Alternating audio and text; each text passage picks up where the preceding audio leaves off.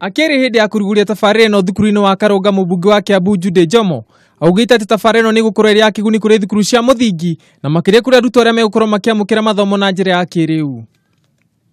We are here at Karunga Primary School to officially launch the laptop project for 7 neighboring schools, and all the schools have received the tablets from the Ministry of Education, and we are very happy, very excited, because this was one of the flagship projects of Jubilee government. Oroho mubunge oni arokirire mung'ethaniro akiuga ati ukoretwo kiregana na tabarira nyingi cia thirikari ica ikuhi makiruta mukana wa kugomera ithurano kinene undu uria ugite ati no nginya githurano gigatabanio mweri ukite.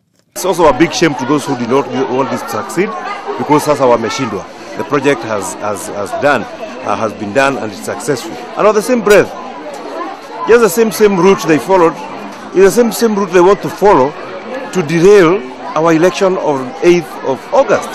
They have put so many obstacles along the way. But I am sure our elections are not going to be postponed.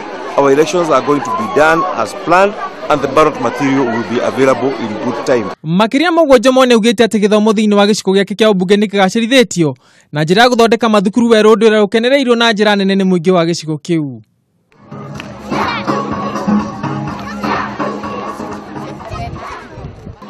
Ngiripotera Kameme TV, njitagwo Ngugi wa Gatua.